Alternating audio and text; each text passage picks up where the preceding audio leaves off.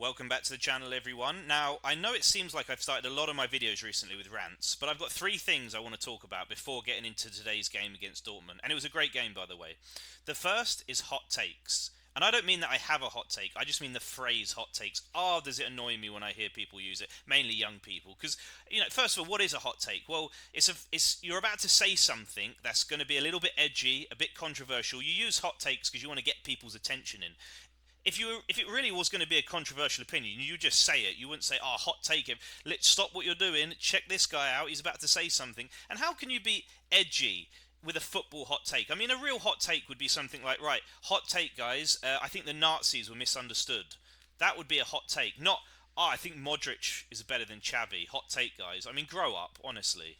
Now, my second point is about the player that I love to talk the most about, Vinicius, of course. Now, he didn't do anything wrong in this game. He didn't have a great game, but he wasn't terrible. But literally, and I'm not exaggerating when I say this, literally every single game that he plays, you will see him at some point complaining to the referee about maybe a foul that he should have got that he didn't, or a corner that he thought he should have got. And what's more likely that in literally every single game he's been wronged, and the referee's making wrong decisions all the time. That would be a bit of a coincidence, or that maybe in some games he needs to just grow up a little bit and stop complaining. And the reason this came to mind is because I'm not sure sometimes he understands his emotions. He basically has two kind of emotions on the pitch, Vinny. One is when he's smiling and he's happy, and the other is when he's kind of frustrated and he's angry and he's pissed off about something. And the edge sometimes can work for him because I like that a player has an edge sometimes. But it came to my mind this because in the first half he was through on goal and he tried to chip the goalkeeper, and it was a terrible shot, and he was smiling. And I thought, you're ever going to be annoyed and frustrated by something, be annoyed by that. Not because you tried to dribble a defender and he won the ball clearly, and you're annoyed with yourself for you try and take it out on the referee or the opposition defender, even though it was a clear tackle, and he just beat you that time. That's when maybe you could smile, shake his hand, go, right, next time I'm going to beat you. But he smiles when he's just done a shit shot. It's like, oh, Vinny, that's when I want you to be angry with yourself. And the third point I want to mention before we get into the game is, did anyone see the Bayern PSG game earlier? Oh my days. I thought the referee was terrible in that game. I thought he was useless. I thought there were so many soft fouls given on both sides. I don't think he was favouring one team over the other. Just so many soft fouls. At one point, he ended up giving a yellow card to one of the Bayern players for protesting, and they were protesting because Kimmich had a shot.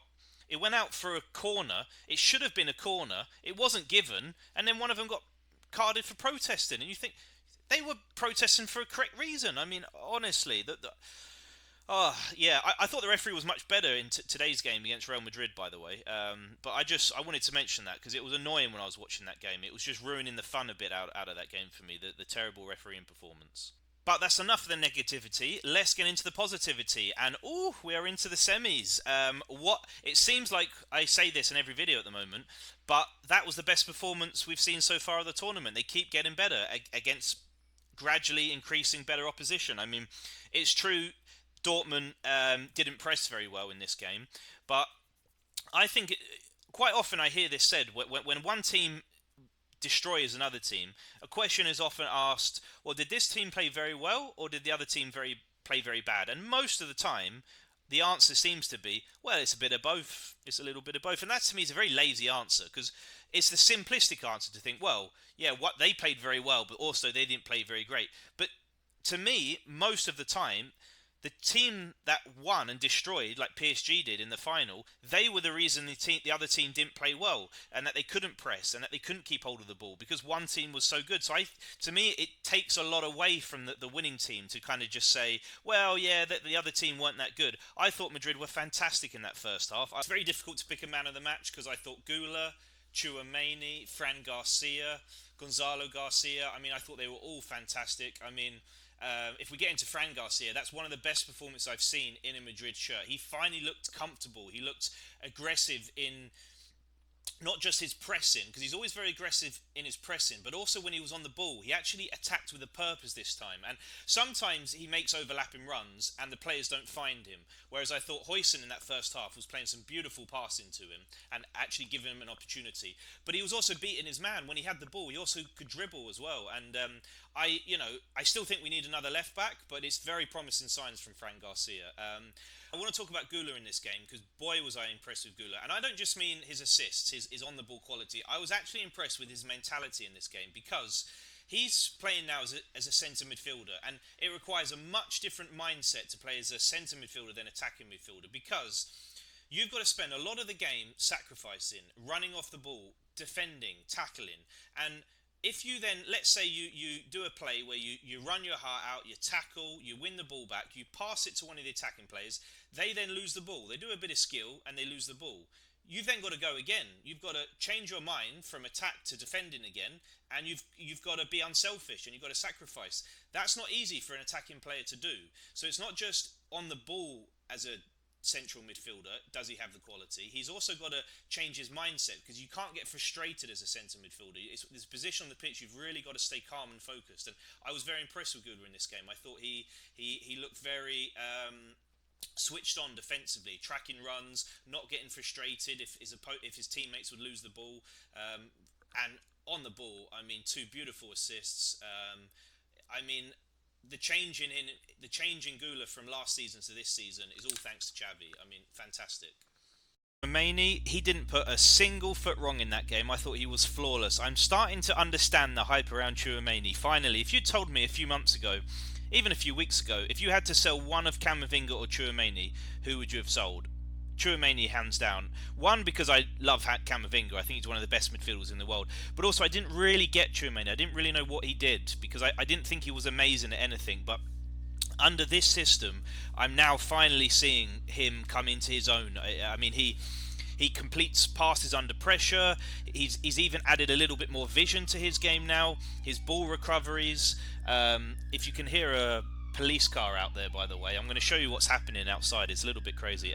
But he was just a rock today, one of the best players on the pitch. So check out what's going on outside. There is so many police cars, people walking down here on the street. I'm going to wrap this video up and go and see what's happening. So who else do I want to talk about then before we get into the negatives? Trent. I thought Trent had a good game. He got his second assist, but I was actually impressed with his defensive work rate that he put in this game. He tracked back a lot. I thought he played well. Bellingham didn't have the best game, but the one good thing with Bellingham is that unlike Vinny, if Vinny doesn't have a good game, he's often anonymous. Whereas at least Bellingham always puts in a shift. He tracks back a lot, and he didn't have much end product. He had a great opportunity to score that he missed, but I was happy with his work rate at least. You've got to give credit to Dortmund as well for continuing to fight back. Fair play to Dortmund. I mean, that's why football's beautiful, isn't it? I'm pretty sure it was 2-0 going into the 90th minute. So the fact that this game ended 3-2 is just ridiculous. I mean, this is football. This is why we love the beautiful game, of course. Very impressed that we came out in the first half, by the way, and dominated. Under Ancelotti, we didn't really often have great first halves. We were a very second half team. Whereas here we came out in straight away, dominated the game. We dominated, I would say, for a good 60-70 minutes of that game as well. It's true, towards the last 15-20 minutes, we slipped up a little bit, but I'm not going to get carried away with the highs of this team. It's pre-season, as I've said before, and I'm not going to get carried away with the lows either. So I'm going to try and be balanced. But yeah, and as for the negatives, obviously we ended the game a little bit poorly, I suppose, in terms of the lapses in concentration. I've seen a lot of kind of hate coming in for Rudiger. Guys, he's just came back from injury. He's played like 3 games in a week. It's pre-season, basically. Chill out a little bit. He's one of the best defenders in the world. He made some mistakes. He shouldn't have let the pass go through, I believe, on the Huijsen red card. That, by the way, is going to be a big loss for us against PSG, not having Huijsen available, because he's been one of the stars of this tournament so far. So, but yeah, overall, fantastic performance. On to PSG. Thanks for watching, everyone. I'm going to go outside now and check out what's going on with all of the police and everything. See you on the next one. Ciao, ciao.